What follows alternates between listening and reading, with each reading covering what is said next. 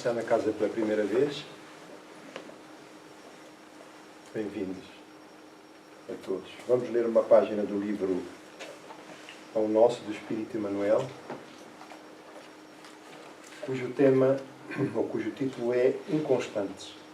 E é um comentário à carta de Tiago, um excerto da carta de Tiago, que diz o seguinte: porque o que duvida é semelhante à onda do mar, que é levada pelo vento e lançada de uma para outra parte. E Emmanuel faz o seguinte comentário: inegavelmente existe uma dúvida científica e filosófica no mundo que, alojada em corações leais, constitui precioso estímulo à posse de grandes e elevadas convicções. Entretanto, Tiago refere-se aqui à inconstância do homem que, procurando receber os benefícios divinos na esfera das vantagens particularistas, costuma perseguir variadas situações no terreno da pesquisa intelectual sem qualquer propósito de confiar nos valores substanciais da vida.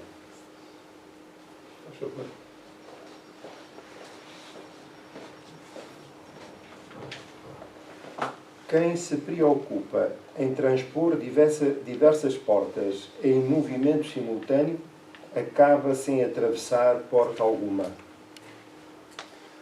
A leviandade prejudica as criaturas em todos os caminhos, mormente nas posições de trabalho, nas enfermidades do corpo e nas relações afetivas. Para que alguém ajuize com acerto, com respeito a determinada experiência, precisa enumerar quantos anos gastou dentro dela, vivendo-lhes as características. Necessitamos, acima de tudo, de confiar sinceramente na sabedoria e na bondade do Altíssimo, compreendendo que é indispensável perseverar com alguém ou com alguma causa que nos ajude e edifique. Os inconstantes permanecem figurados na onda do mar, absorvida pelo vento e atirada de uma para outra parte. Quando servires ou quando guardares as bênçãos do alto, não te deixes conduzir pela inquietude doentia. O Pai dispõe de inumeráveis instrumentos para administrar o bem e é sempre o mesmo Senhor paternal, através de todos eles. A dádiva chegará, mas depende de ti, da maneira de procederes na luta construtiva, persistindo ou não na confiança, sem a qual o divino poder encontra obstáculos naturais para exprimir-se no teu caminho. Unir os nossos pensamentos para a realização da oração de abertura, para que estejamos focados neste momento tão sublime e particular, em que as nossas almas devem transbordar de alegria, de gratidão e de paz. Querido Jesus, querido Pai, neste momento em que nos reunimos em vosso nome, agradecemos a oportunidade da manhã, do reencontro nos dois planos da vida, de almas que se reúnem em torno da vossa mensagem, em busca de orientações e esclarecimento, com vista ao aprimoramento moral com o qual estamos comprometidos e desejamos consolidar. Essa tarefa, Senhor, hercúlea, mas necessária, é repartida por todos para que estejamos convictos e firmes na disposição de aprimoramento, de trabalho, porque a ascensão não é dolorosa, mas é trabalhosa. E é por isso, Senhor, que aqui nos reunimos em busca de ânimo, de coragem, que as vossas mensagens nos deixam, animando-nos, encorajando-nos, fortalecendo-nos os propósitos. Não podemos deixar de rogar por todos quantos sofrem, aqueles que são mais próximos de nós, mas os que se encontram mais distantes, os que fazem parte igualmente da família universal e para quem solicitamos o teu amparo e apoio para que todos fruam da tua misericórdia e do teu amor. Mestre querido, pedimos ainda particularmente para aqueles que se movimentam nos campos da maldade, da perfídia, do desrespeito para com a vida do próximo, aqueles que lideram movimentos, ações e iniciativas que tendem a desestabilizar a paz, a harmonia e o conforto, muito ou pouco, mas daqueles que vivem tranquilamente as suas vidas, Senhor. Mestre querido, para aqueles que aqui se encontram na espiritualidade, fazendo parte deste grupo, rogamos igualmente amparo para todos eles, para que se sintam envolvidos pelas doces vibrações da humilde oração que te endereçamos e das vibrações com que os envolvemos, de afeto, de harmonia e de paz. Inspira-nos a todos e ampara-nos os bons propósitos. Muito obrigado. A mensagem introdutória. A nossa mensagem introdutória, que é de Joana de Ângelos, diz o seguinte: substitui os velhos hábitos, um a um, mediante as informações libertadoras do Espiritismo, adotando um novo comportamento mental e depois vivencial para que a renovação se te faça contínua, incessante. Voltamos aqui a ler. Parte do trecho. Adotando novo comportamento mental e depois vivencial. Este é um detalhe fundamental para que nos ajustemos aos padrões e à dinâmica superior da vida. Todos nós, já aqui temos afirmado reiteradamente, somos parte da criação divina, uma parte muito importante, e estamos destinados à felicidade, estamos destinados ao bem. Mas compete-nos trilhar o caminho para ascendermos a esses patamares superiores. Não se consegue sair da base onde nos encontramos para trilhar, para ascender a esses planos sem haver de facto a consciência e o empenho para tratarmos de perceber qual é o nosso mundo íntimo, o nosso mundo mental, aquilo que é a predominância dos nossos pensamentos, da nossa vontade, dos nossos desejos. Porque, como nós tivemos oportunidade de ouvir na mensagem de Emmanuel, ele remata com um detalhe importante. Deus permanece permanentemente a nosso lado. Contudo, para que haja uma interação e possa Ele auxiliar-nos nos nossos propósitos, é importante que estejamos afinados com os seus desígnios superiores. Portanto, não é possível compatibilizar os interesses terrenos e imediatistas talhados como se tratasse de um fato, à nossa medida.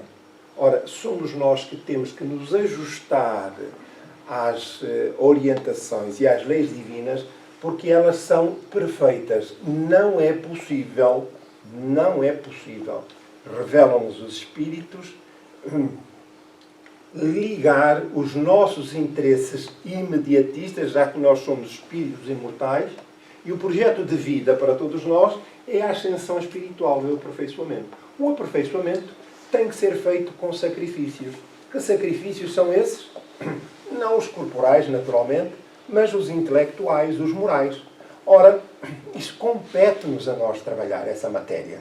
Então recorremos permanentemente a Deus, com o devido respeito e ressalvando as exceções, mas recorremos sempre na intenção de solicitar a Deus o seu apoio à medida das nossas necessidades, dos nossos desejos imediatos, cuja origem está no nosso caráter e que se revelam através do nosso mundo íntimo, que sejam a nossa atividade mental. Portanto, enquanto não houver essa alteração, essa vontade, a consolidação desse desejo, não há mudanças.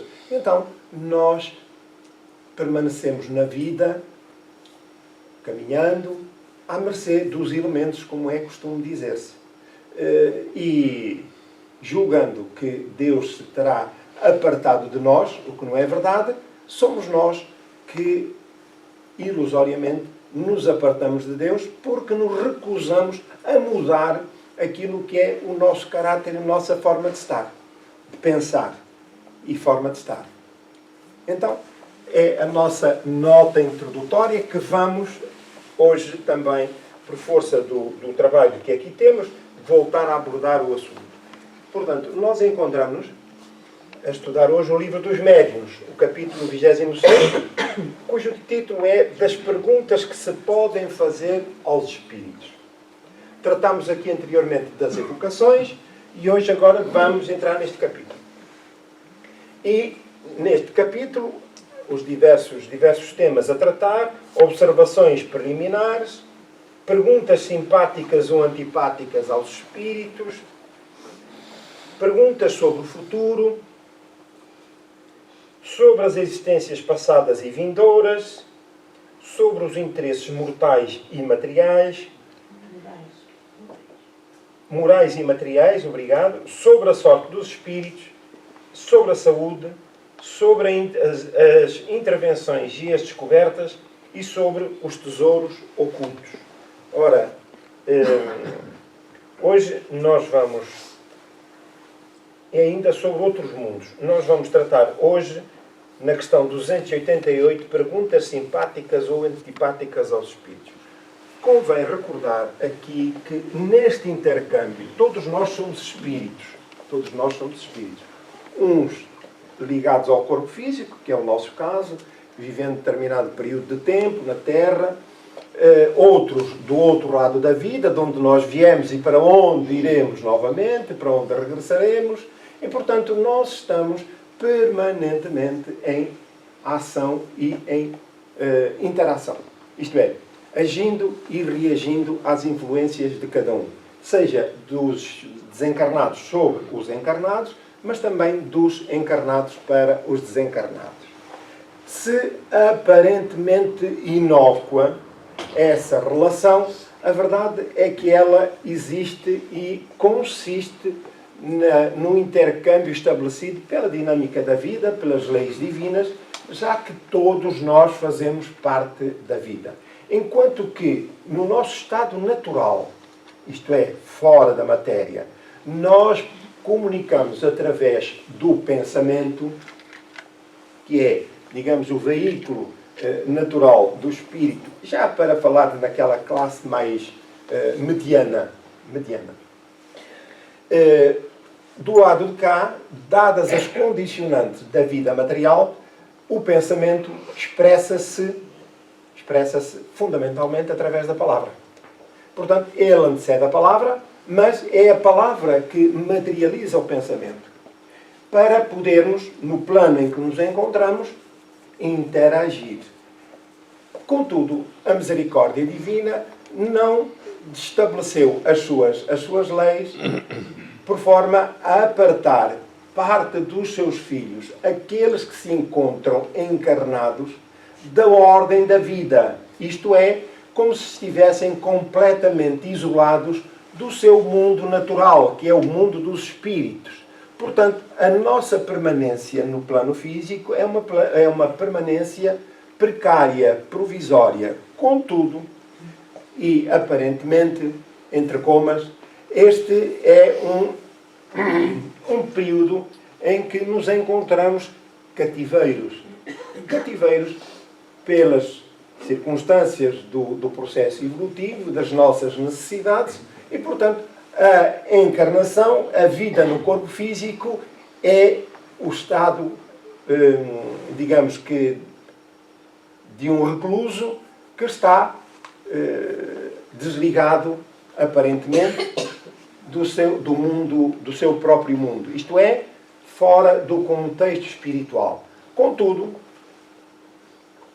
Deus, na sua misericórdia infinita, entendeu e estabeleceu que, apesar das circunstâncias que separam a vida espiritual e a vida material, seria necessário que os dois planos, os dois mundos, físico e espiritual, comunicassem entre si, os encarnados e os desencarnados.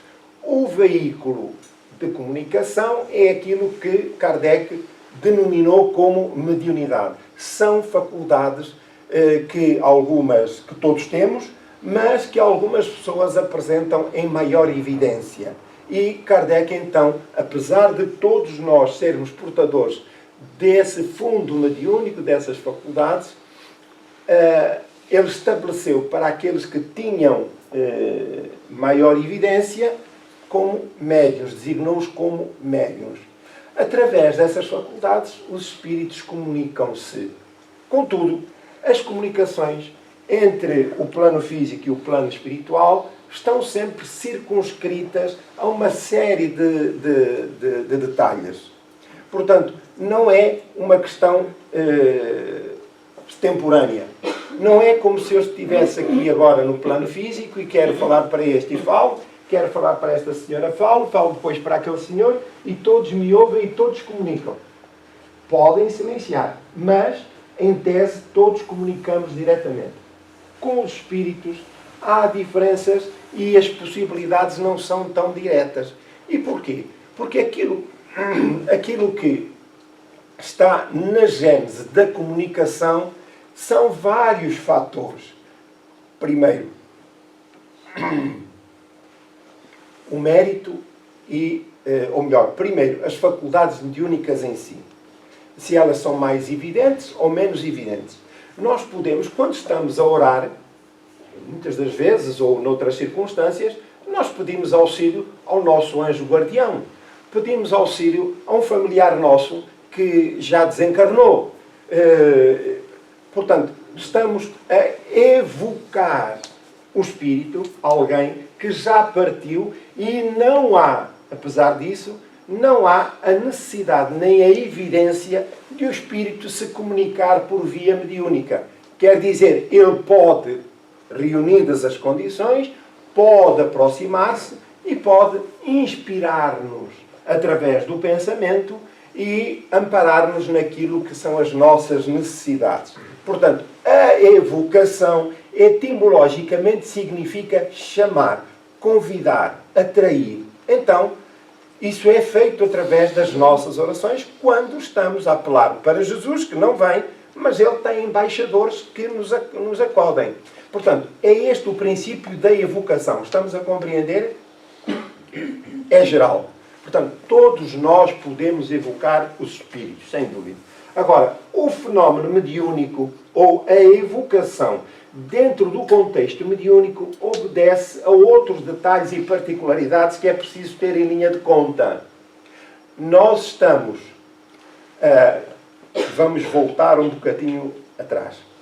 Se, eventualmente, as nossas pretensões, quando evocamos um familiar, quando evocamos o nosso guia espiritual ou outro espírito da nossa devoção, o que acontece é que, se as nossas pretensões não forem sérias, ora, o que define o nosso ambiente mental, fluídico, vibratório, são a nossa atividade mental e o nosso caráter. Ou melhor, o inverso é que é real. O nosso caráter e o nosso pensamento, a nossa vontade. Então, eu estou a evocar um espírito, o meu familiar, o meu guia espiritual, e estou-lhe a pedir que me dê coragem, que me dê ânimo para as minhas dificuldades, para aquilo que tenho que realizar e que necessito de realizar, porque são questões básicas e prementes da vida. Coisas sérias. E os espíritos acorrem. Os espíritos sérios acorrem e inspiram-nos. Pode não ser a entidade que nós nomeamos, mas pode ser outra entidade que é nomeada para esse efeito. Tudo depende do nosso caráter, da nossa intenção e daquilo que pretendemos de fundo. Mas suponhamos que estamos a invocar o Espírito e o que desejamos ou que pedimos para as nossas questões mais materialistas, sem desconexas. Se estamos a pedir apoio para as nossas atitudes mais orgulhosas ou mais egoístas, ora, isso é incompatível com o caráter e a missão dos bons espíritos. Ora, quem é que se aproxima de nós? São espíritos de baixa condição moral, que estão ao nosso nível. E nós podemos estar a ser inspirados por espíritos de menor pendor moral e estamos convencidos que é o nosso guia espiritual ou que é o nosso familiar a quem nós pedimos ajuda. A, B ou C. Estamos a compreender? Portanto, o caráter e a seriedade das nossas intenções são sempre aquelas que ditam a aproximação dos espíritos. Essa é a pedra de toque. E isto é válido quer para a generalidade das situações, como para as circunstâncias mediúnicas, onde há um exercício evidente das faculdades mediúnicas. Como aqui na casa espírita, ou num grupo, ou alguém que possua faculdades mediúnicas e que se proponha a intercambiar com os espíritos e possa evocar um espírito. Ele pode evocar o espírito, sim. Essa evocação vai sempre depender do caráter e da seriedade. Mas há muitas outras circunstâncias. Será que nós merecemos? Será que nós temos créditos? Será que o espírito que evocamos tem condições? Será que ele tem estatuto para nos dar os conselhos necessários, úteis às nossas necessidades evolutivas? Porque nem sempre aquilo que pedimos é-nos útil. E como tal, os nossos benfeitores espirituais não nos alimentam nem o orgulho, nem as futilidades, as frivolidades da vida no campo físico e que alimentam o nosso desejo. Então, tudo varia uma série de circunstâncias. O que acontece quando não há seriedade, não há conhecimento destes detalhes e seriedade na relação com os espíritos, se somos, com o devido respeito, estouvados e fúteis. Aqueles que se associam, como já dissemos anteriormente, são espíritos do mesmo jaez, do mesmo quilate. Estamos a compreender? Porquê? Pelas intenções, pelas condições, pelo caráter, pelo pensamento, mas também pela particularidade das condições fluídicas de que cada um é portador. Então, qualquer espírito não se comunica por qualquer médium. É preciso que haja empatia fluídica, afinidade moral e também mental. Estamos a compreender? Então, a questão é mais séria e particularista do que aquilo que à partida possa parecer. Todos podemos evocar espíritos? Todos podemos. Mas, reticências. Tudo, a qualidade do fenómeno da evocação e da relação está dependente de uma série de circunstâncias, como dissemos. Ora, aquilo que é fundamental são os propósitos, são o trabalho que cada um, a título individual ou a título coletivo, coloca no seu aprimoramento moral. E isso, naturalmente, altera o estado mental da criatura, o seu campo mental torna-se muito mais fluido, muito mais luminoso, o seu campo vibratório e energético altera-se para melhor, naturalmente, e dilata-se, fortalecendo. Esse é o meio de defesa de todos nós para evitarmos a ascendência dos espíritos inferiores sobre nós mesmos. Ora, isto é válido a título individual e a título coletivo.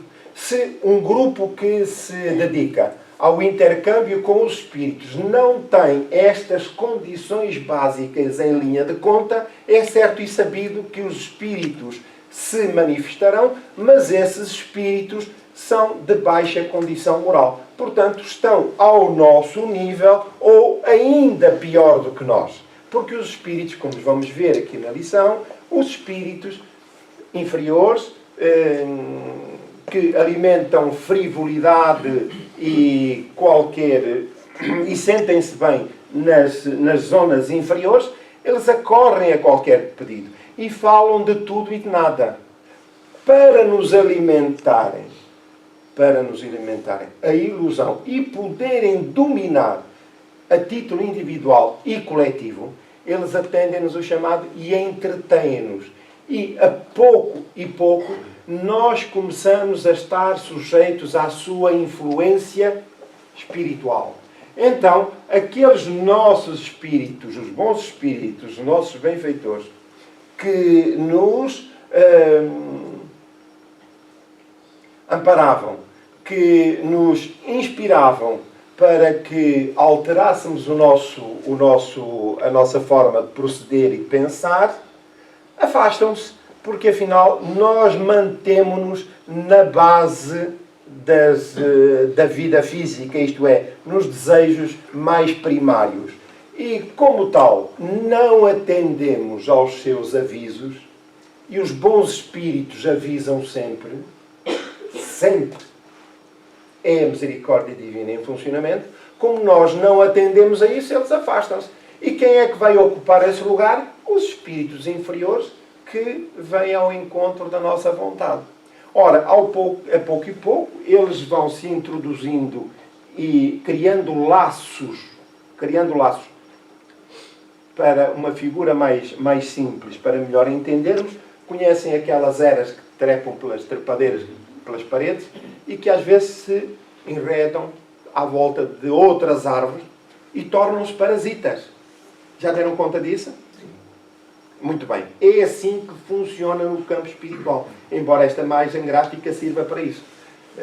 Quer dizer, os fluidos dos espíritos inferiores, esses de baixa condição moral, eles projetam-nos mentalmente esses laços, esses pequenos fios que nos vão enredando na mente e nos pontos principais do nosso perispírito, e pouco a pouco nós estamos enredados como uma árvore em torno dessa era parasita.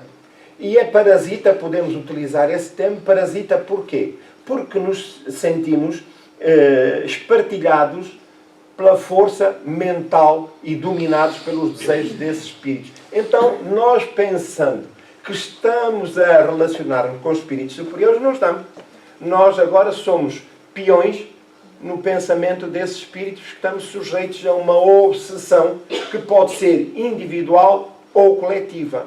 Então, a evocação, apesar de ser natural e poder ser feita em qualquer lugar, ela traz riscos. E para pessoas sérias, idóneas e conhecedoras, é fundamental que conheçam as bases do relacionamento entre os dois pontos, entre os dois campos, para fazermos escolhas.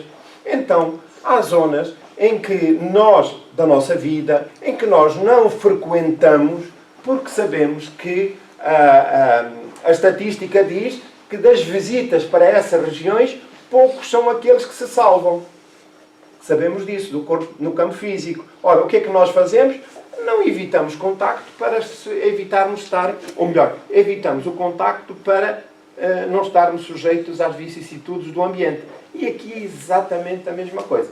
Então, apesar de ser universal o direito e a pretensão da evocação e da relação com os espíritos, compete primeiro conhecer as bases que a doutrina espírita nos faculta e estabelecer programas de seriedade para que não nos deixemos influenciar e dominar por espíritos inferiores. Está certo? Muito bem. Dúvidas a respeito do assunto? Ficamos a compreender o processo? Muito bem. Então, é que Allan Kardec, que era um espírito superior, nos primeiros contactos que tem com os fenómenos que eram transversais e universais em França e que tiveram origem dentro desse contexto de manifestações espontâneas, através daquilo a que chamamos no contexto mediúnico da tipologia, que são fenómenos físicos, pancadas, né? Isso transporta-se, esse hábito transporta-se para a Europa, mais propriamente para a França, e aí eclode todo um movimento de curiosidade e de manifestações que eram públicas, e é aí que Kardec é introduzido no processo. Mas ele cedo reparou que aquelas manifestações eram provocadas por inteligências incorpóreas e não pelos utensílios. Ora, o que a determinado passo deu conta foi de que as manifestações, muitas delas, tinham fundo moral sério. E, portanto, apercebeu-se também da frivolidade dos frequentadores dessas religiões. E é por isso que ele depois funda a Sociedade Parisiense de Estudos Espíritas, onde controla o processo e só tem acesso a essas reuniões mediúnicas com os espíritos, por aí adiante, criaturas que eram convidadas por ele e que eram pessoas que olhavam para o processo com seriedade. Portanto, estava ultrapassado o detalhe da frivolidade, da superficialidade no relacionamento com os espíritos. Certo? Então, é por isso que, embora as evocações tenham caráter universal, podem ter caráter universal, qualquer pessoa pode fazê-lo, a verdade é que tem os seus inconvenientes. E esses inconvenientes, a doutrina espírita relata-os bem, e é disso que aqui vamos falar hoje. Muito bem? Então, vamos adiante. Nesta questão 288, Kardec pergunta-se, são perguntas que parecem básicas, mas elas vêm na sequência daquilo que ele encontrou, que era hábito fazer-se. Então, perguntas simpáticas ou antipáticas aos espíritos. Os espíritos respondem de boa vontade às perguntas que lhes são dirigidas, conforme as perguntas. Os espíritos sérios respondem sempre com prazer às que têm por objetivo o bem e os meios de progredir-lhes. Não atendem às futilidades. Está certo? E porquê que ele faz esta pergunta? Porque era o que ele encontrou. E agora ele está... Então, mas os espíritos, é ele que está a desenvolver todo este processo, todo este raciocínio. Mas os espíritos lá manifestam-se, respondem a qualquer coisa. E podem responder assim a qualquer coisa. Não é? Uma pessoa de bom senso, qualquer um de nós, quando vai fazer uma pergunta a alguém, tem que pensar no tipo de pergunta que vai fazer. Não é?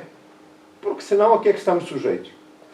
O nosso interlocutor ou não responde, ou pode dizer, olha, vá ali fora ver se está a chover. Não é? Então, e nós temos que saber qual é a medida da questão, se ela é de facto séria.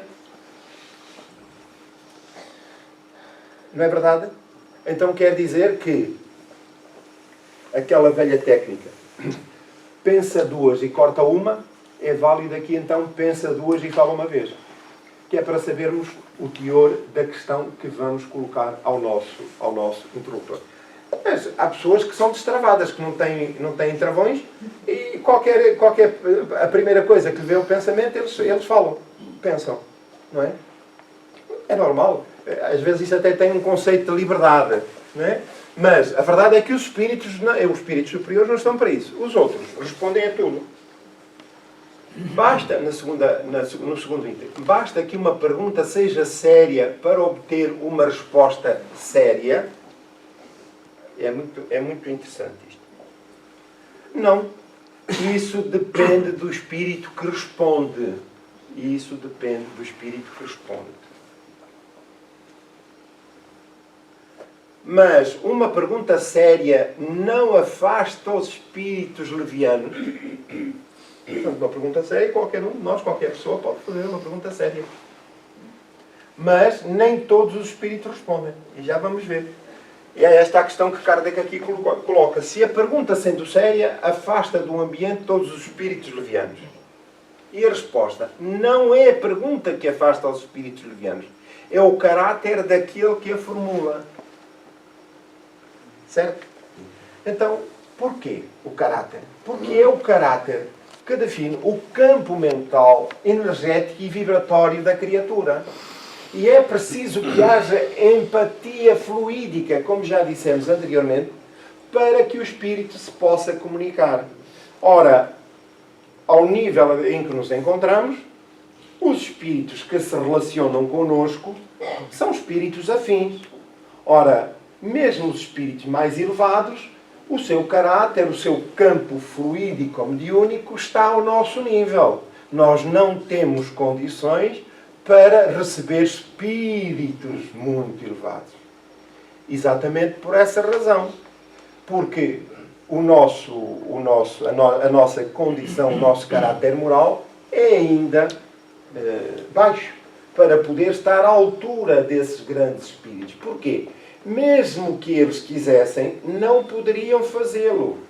Mas se eventualmente há méritos da nossa parte, como é que esses espíritos mais evoluídos agem? Eles têm embaixadores que estão mais ao nosso nível e assim, sequentemente, até haver aqueles que se encontram, digamos que, afinados connosco. E então a mensagem vem de cima para baixo até esse, e esse vai falar em nome daquele que está autorizado para isso, porventura, a dizer que é portador de uma mensagem para que possamos, de facto, ser atendidos. Estamos a compreender? Muito bem. Então, é o caráter daquele que a formula. Como vemos, não há milagres, se é assim que nos podemos expressar.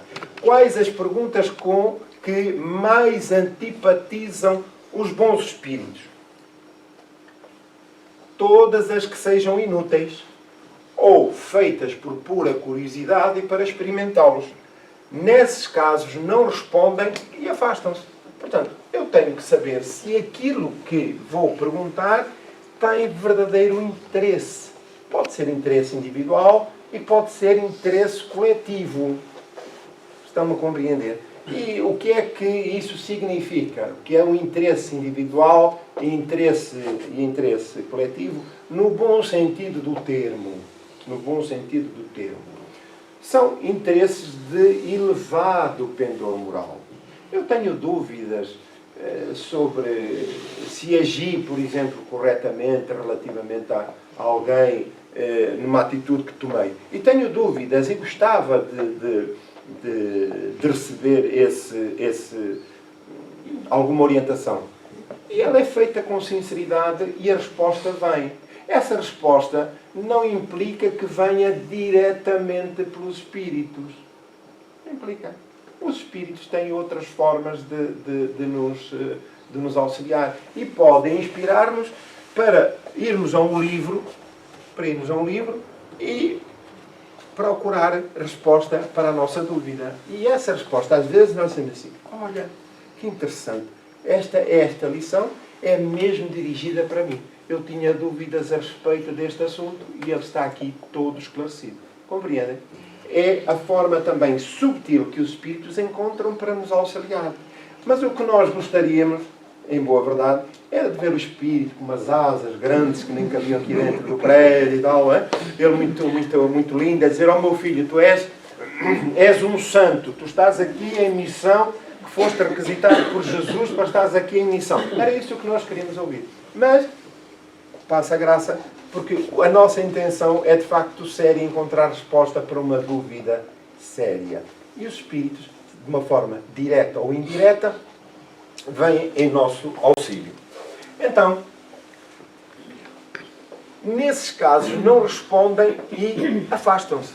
Afastam-se porque são frívolos, e é o que acontece muitas vezes connosco.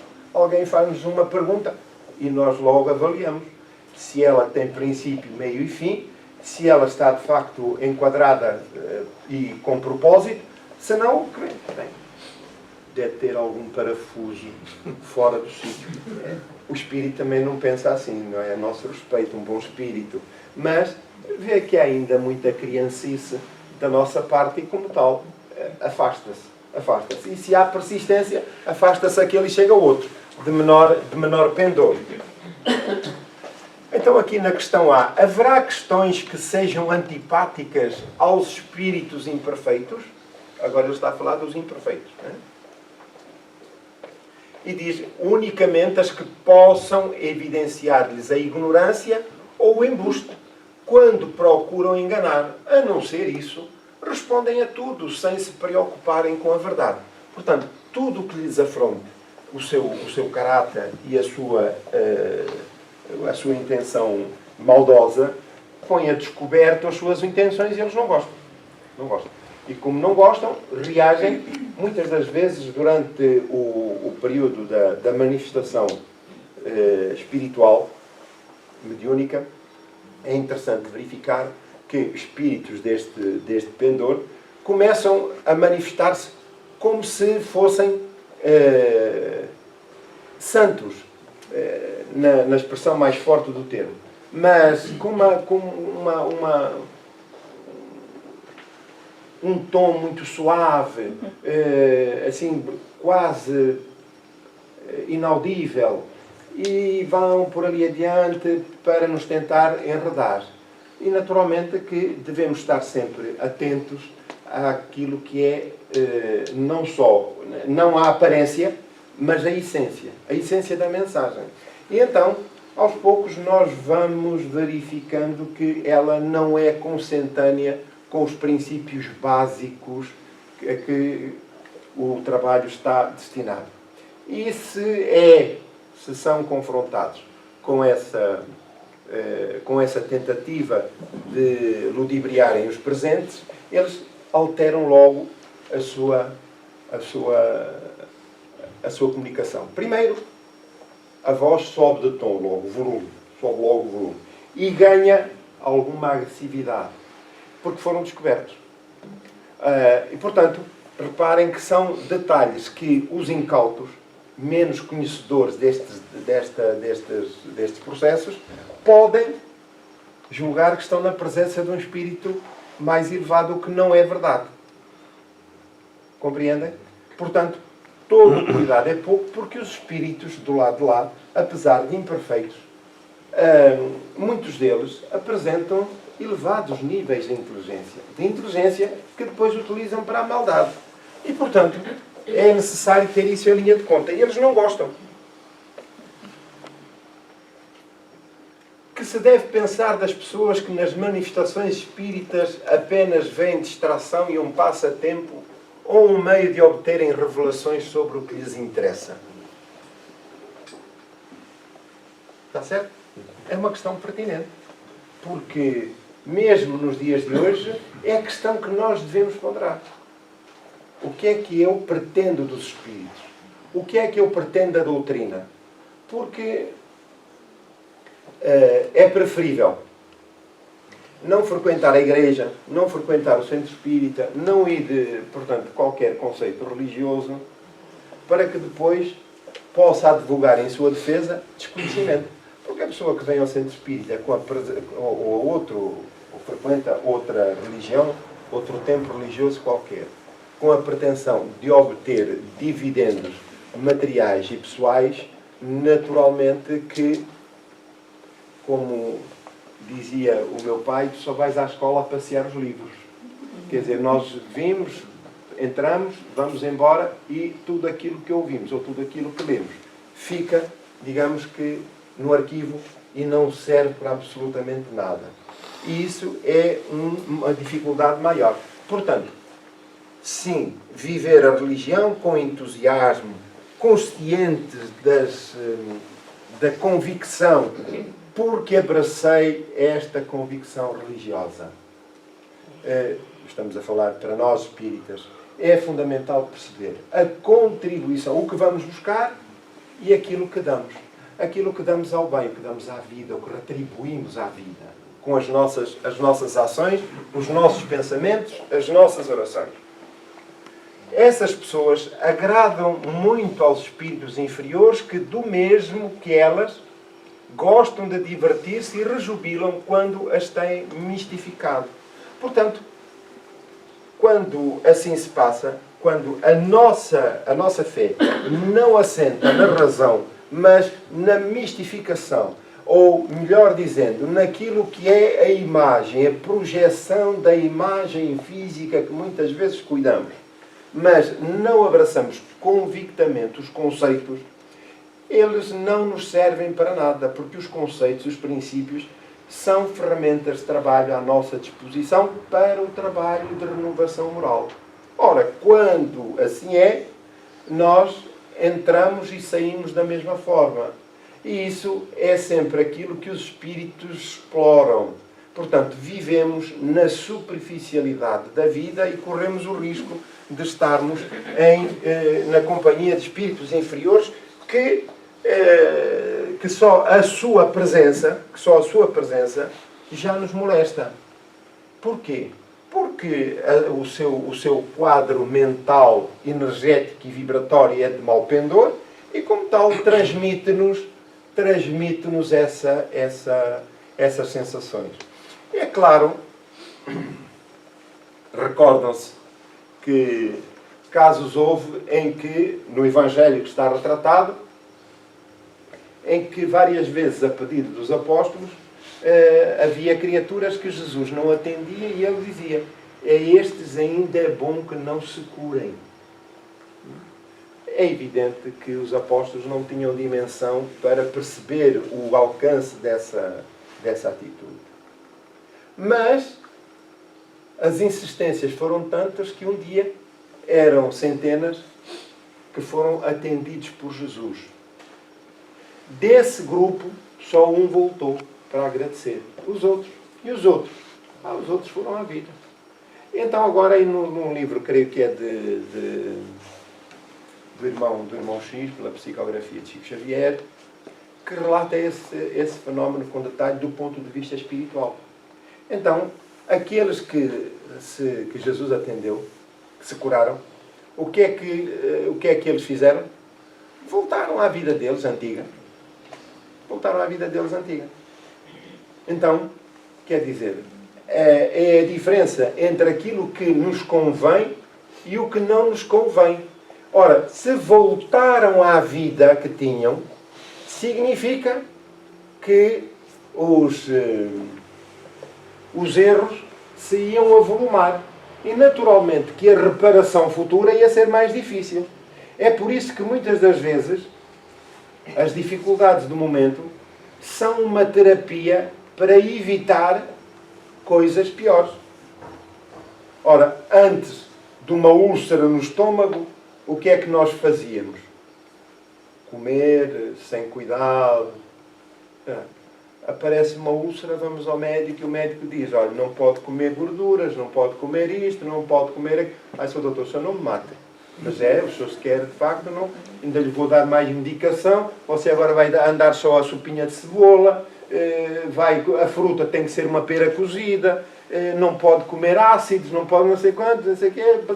E a pessoa sai dali atormentada. Ora bem, então é para tratar. Vai exigir esse sacrifício da boca, né? Tem que se cozer a boca com um sacrifício da boca. Porquê? Para prevenir o futuro. Porque atrás da úlcera pode degenerar-se um cancro. Então é preferível o sacrifício de agora, enquanto a coisa está no princípio, para evitar circunstâncias piores no futuro. Então é aqui no retrato que o Evangelho nos relata, é exatamente isso. Aqueles doentes, em que, num caso, Jesus dizia: estes ainda é bom que não se curem, porque a perspectiva era logo que eles voltariam, não tinham qualquer interesse. Eles só queriam era ser curados, para voltar ao mesmo. E ficou essa lição na história, que o irmão X nos relata agora, de que, afinal de contas, todos voltaram à sua vida. Isto é, agravando as suas dívidas kármicas. Então, daí a razão.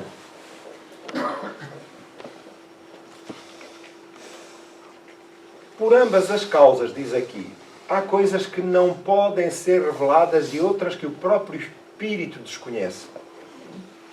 Então, eu quando quero aos Espíritos, quem é que eu terei sido no princípio da reencarnação, quem é que eu terei sido no passado? O que é que me assalta logo à coisa? Bem, eu não fui pirata, não fui salteador, nem pensar. Eu devo ter sido rei. E é isso que eu quero que os Espíritos me venham dizer. Ou rei, ou príncipe, eu acho que fui. Eu andei ali, nessa coisa. E, portanto, o que é que acontece? Se eu fui pirata no passado, o Espírito não vem dizer, olha, tu foste pirata, porque já sabe que eu vou lidar mal com a situação. E vou dizer logo, isto é um obsessor que está a dizer. E quando eu não aceito essa realidade, quem é que vem a seguir? É um espírito inferior. E ele diz logo, foste sim senhor o rei. Olha, foste a reencarnação de fulano, cicrano e beltrano. Epá, que maravilha. Eu bem tinha a impressão que era descendente de figuras nobres da nobreza europeia e tal, por aí fora. E então, reparem que nós não estamos muitas das vezes preparados para a verdade. Verdade singela. Quer relativamente ao nosso passado, àquilo que nós somos, quer ao futuro. Podemos perguntar ao Espírito, ao benfeitor, ao Senhor benfeitor, eu ainda sou egoísta ou sou orgulhoso? Ele não vai responder, Ele não vai responder. Ele diz, olha, dedica-te a ler, a estudar as lições, por aí adiante, e tu vai. E ele ajuda. E nós vamos aos livros, e quando abrimos, vem o tema sobre o orgulho, ou sobre o egoísmo, sobre aquilo que nós precisamos de ler, de estudar e de assimilar. Estão-me a entender? Se for um espírito inferior, dizer, nem pensar, você foi rei, foi princesa, foi alimentar-nos o ego. Alimentar-nos o ego. Mas, por trás dessa figura icónica da nobreza, quantos crimes nós não cometemos? Quantos? Mas nós isso não estamos interessados. Nós só estamos interessados no glamour, no título, na grandeza. E muitas das vezes é por isso que nós nascemos pobres, remediados, temos que lutar de sol a sol para pôr o pão na mesa, ali, e a estarmos sujeitos muitas das vezes aos maus tratos do meio social em que nos encontramos, perseguições, calúnias, por aí adiante. Ora, nós estamos aqui por necessidade evolutiva, não estamos por castigo. Necessidade evolutiva, porque Deus não castiga ninguém. As medidas são tomadas em função das nossas necessidades. Então, este é um período em que eu preciso de estar aqui a enfrentar o passado para preparar o futuro. Então, os espíritos não nos revelam assim qualquer coisa. Em função daquilo que são as nossas pretensões imediatistas. Insistindo fortemente, quer dizer isto, que ele estaria a dizer, e se eu for teimoso, ele está a dizer, o Espírito acabará por responder. Não. O Espírito que não quer responder tem sempre a facilidade de se ir embora. Portanto, um Espírito superior afasta-se porque o outro não compreende e ele não está para o aturar. Por isso é que se torna necessário que espereis quando se vos diz que o façais. E, sobretudo, não vos obstineis em querer forçar-nos a responder. Insistir para obter uma resposta que não se quer dar é um meio certo de ser enganado. Então, o momento não é o momento adequado para essas revelações, para essas respostas. Porque a prioridade, muitas das vezes, que estão em contradição, que são prioridades espirituais e prioridades humanas. Ora, os espíritos pretendem e concentram-se na prioridade espiritual. E nós insistimos na prioridade material. Ora, quando assim é, eles não atendem às nossas necessidades. Se for espiritual e séria, se dissermos assim, o que é que eu preciso de fazer, o que é que me aconselha para eu poder superar os meus pendores egoístas e orgulhosos? É difícil chegar aqui. Quem é que reconhece aqui que é egoísta? Não me digam. Quem é que reconhece? E quem é que reconhece que é orgulhoso? Ninguém. É verdade. Porquê? É muito difícil. É difícil porque nós temos a nosso respeito a melhor das impressões. Não é? Não é verdade? A melhor das impressões. Eu não digo a ninguém que sou mau. Ou que tenho defeitos. Se me perguntarem alguma coisa, eu digo logo que sou bom. Porque é difícil encontrar a verdade. Enfrentar essa realidade. E então, mas se eu pretender seriamente, ele não vai dizer, olha, és egoísta. Não, não diz, porque isso seria uma falta de caridade. Ele diz assim, olha, aconselho a ler umas páginas do livro tal, procura ali, o Evangelho, por aí adiante. Onde está a matéria que nos compete trabalhar. Portanto, ele não vai acrescentar nada àquilo que os livros têm. Está certo? Compreendem? Não vai acrescentar nada. Então, o que é que nos compete? É perguntar aos espíritos ou é estudar para meditar, para refletir e assimilar? O que é que nos compete? Ai, tão baixinho. É exatamente, é estudar e assimilar, fundamentalmente. Então, logo, a pergunta que eu fiz ao espírito era inútil. Não é? Uma pergunta inútil. Vamos ver? Porque o nosso destino tem que ser talhado por nós. É uma corda que nós subimos a pulso até chegarmos ao topo. E não há milagres. Então, esse esforço compete-nos a todos fazer. Todos os espíritos são aptos a compreender as questões que lhes proponham. E vamos ver. Muito pelo contrário, os espíritos inferiores são incapazes de compreender certas questões, o que não impede que respondam bem ou mal, como sucede entre vós mesmos. Se me perguntarem a mim, olha, como é que se constrói uma nave espacial para chegar à Lua? Não sei. Isso mete uma impressão muito grande, não é?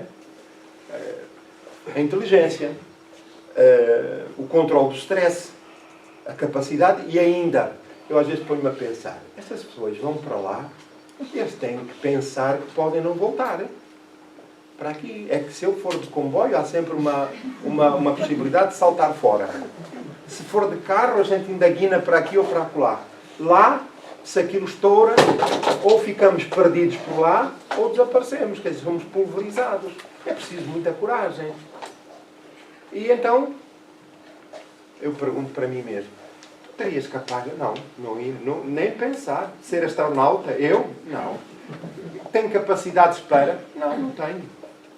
Agora, se eu quiser desmedidamente chegar a um determinado objetivo, sem medir as minhas limitações, mas tão somente a atender à vaidade, naturalmente que os espíritos inferiores eles respondem a tudo. Com certeza que têm.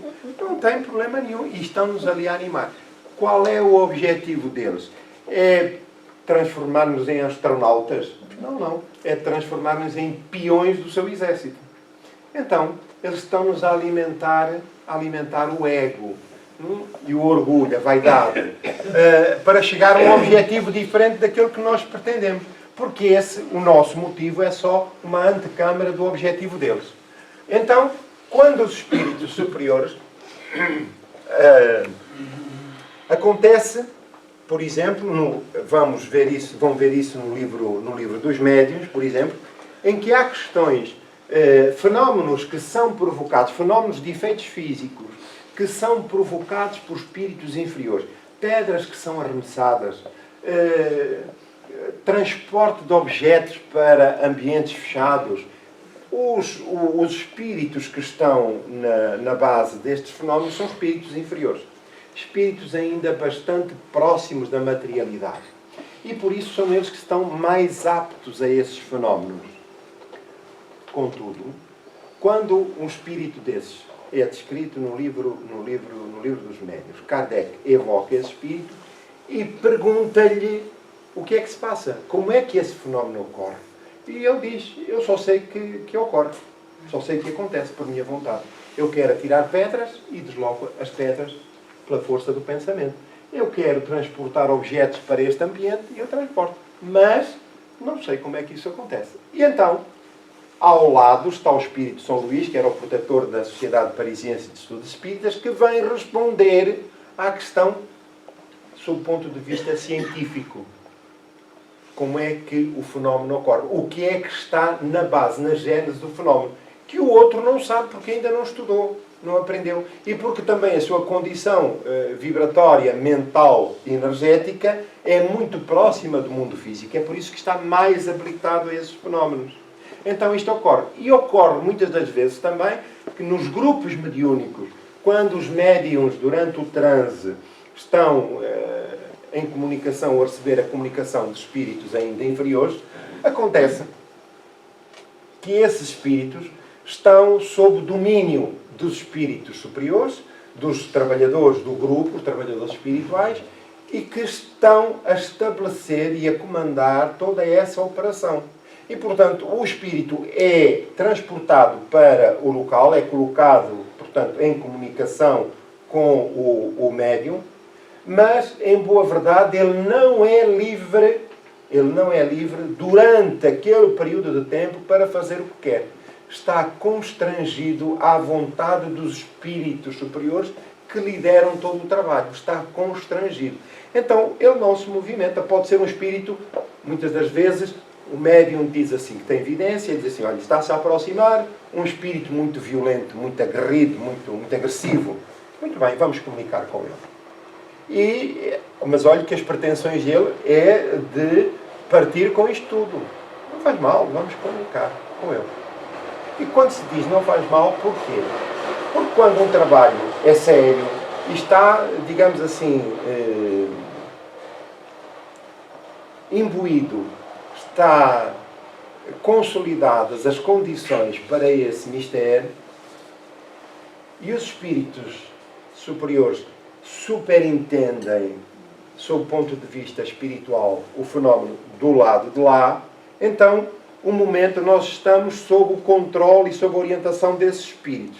Então, o fenómeno só acontece porque estão reunidas essas condições e se os espíritos transportam qualquer entidade espiritual para o ambiente para se comunicar, é porque há condições para esse efeito. Então, o espírito vai se manifestar e o médium está absolutamente tranquilo.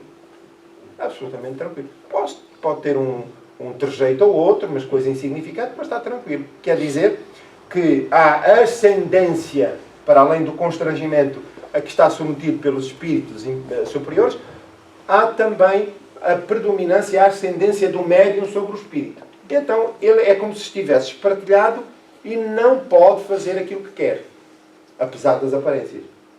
Estamos a compreender? Nem diz o que quer. Não diz o que quer, primeiro, porque o campo mental do médium, que está disciplinado, e não só nos diálogos que empreende, no vocabulário que emprega, portanto, que tem o pendor mais elevado, essa preocupação, logo não há condições de empatia. E quem domina o processo pela ascendência moral é o médium, mas também o espírito está constrangido à vontade dos espíritos. Então, muitas das vezes diz, eu queria dizer umas coisas, mas não me estão a autorizar. Eu queria dizer umas coisas, mas não me estão a autorizar.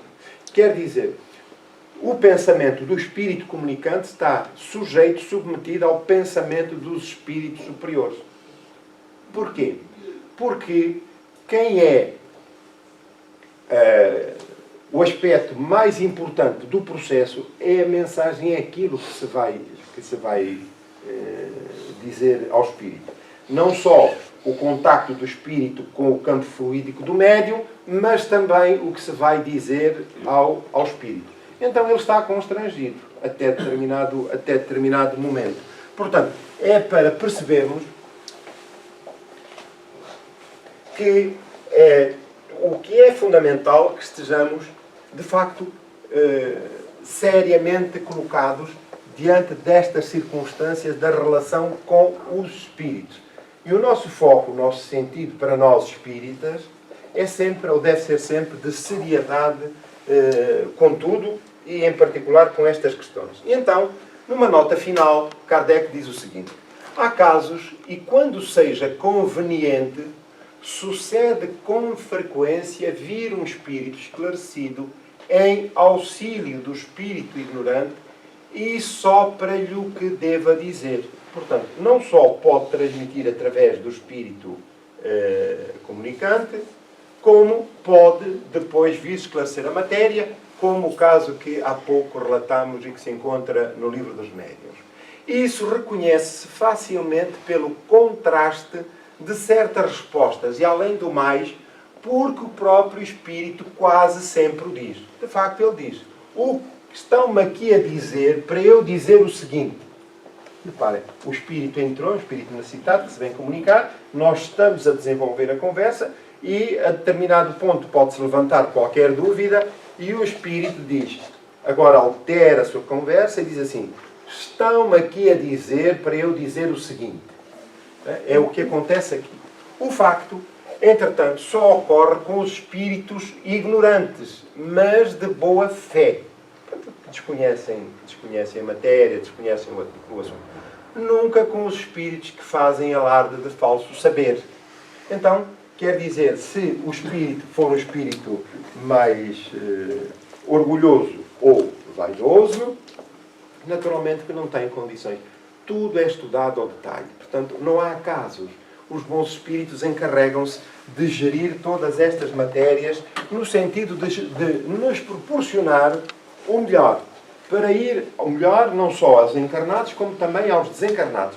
Para ir ao encontro das necessidades reais das partes, de encarnados e desencarnados.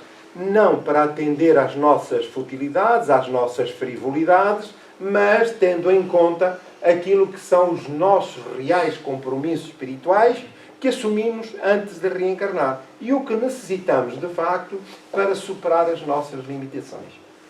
Chegamos ao fim do trabalho, gostaríamos de saber quem é que tem alguma dúvida.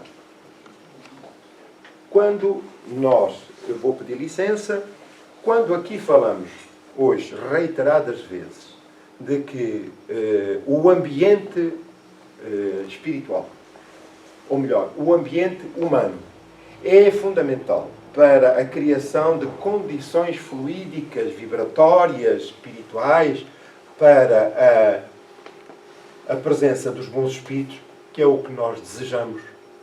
E são essas condições, geradas por todos quantos aqui acorremos, que permitem a presença dos benfeitores espirituais e que estes podem e fazem, durante o próprio trabalho, eles percorrem os locais, aqui estamos, e estamos, se estivermos interessados verdadeiramente em receber esse auxílio, eles estão a dispensar esse auxílio. Nós falamos destes detalhes porque são fundamentais e fazem parte, ou devem fazer parte, do nosso conhecimento para que a nossa fé tenha uma condição racional e convicta. Mas também exige da nossa parte, a vida exige de nós o melhor esforço para esse objetivo. Então, a nossa presença aqui não beneficia só a mim, cá venho, mas beneficia o grupo, a assistência física, mas também espiritual, que se encontra em dobro ou em triplo a participar e a partilhar destes momentos. Então, a nossa presença é fundamental. E sabem que o nosso trabalho inicia-se às 10 horas da manhã. Até às 9h45, 15 minutos antes do tempo, salvo imponderáveis que naturalmente um e outro possam ter, seria importante que todos nós estivéssemos já sentados a relaxar e a procurar sintonizar com os bons espíritos. Não só para receber, mas também para dar. Porque muitos daqueles que estão na espiritualidade estão em precárias condições de saúde e estão em processo de reabilitação. E esses espíritos que ainda estão muito próximos de nós necessitam das nossas energias orgânicas, que não só nós estamos a espargir enquanto no ambiente, mas também estamos a exalar através do pensamento. Quando estamos a pensar, estamos aqui a pensar nos bons espíritos, nas condições, na recepção dessas energias e por aí adiante. Então, é uma recomendação que fazemos para que cada um de nós se sinta parte do próprio processo. Porque nós, até determinado ponto, nós vamos buscar. Mas a pessoa humilde, generosa, dirá também, então, mas agora, como é que eu posso dar também aos outros aquilo que eu recebi? Não é só o ponto de vista aqui humano, individual, coletivo e espiritual. Então, o nosso pensamento, através das nossas orações, beneficia-nos não só a nós, mas também aqueles outros que se encontram mais distantes de nós, seja no plano físico ou no plano espiritual. Assim sendo, e não havendo dúvidas, vamos dar por encerrado o trabalho da manhã, convidando-os a partilhar a oração de encerramento. Pai de infinita misericórdia, unimos os nossos pensamentos neste momento,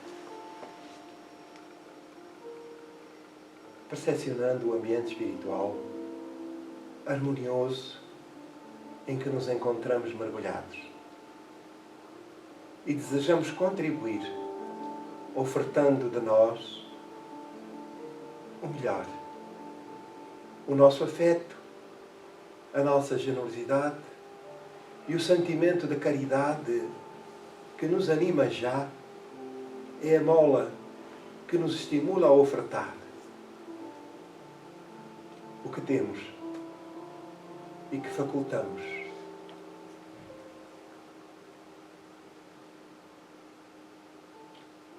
Pai amado e Senhor da vida, deixa que as bênçãos luminosas do Teu amor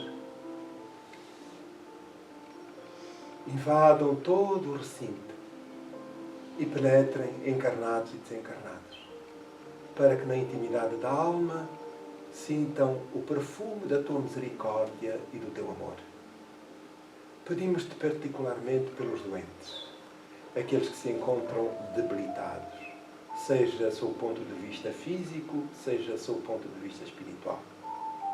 Abençoa-nos, Senhor, e abençoa crianças, jovens e idosos, doentes, desesperados,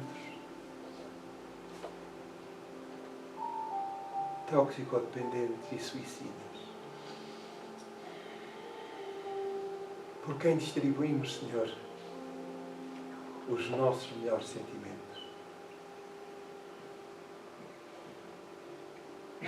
Deixa que o Teu perfume se mantenha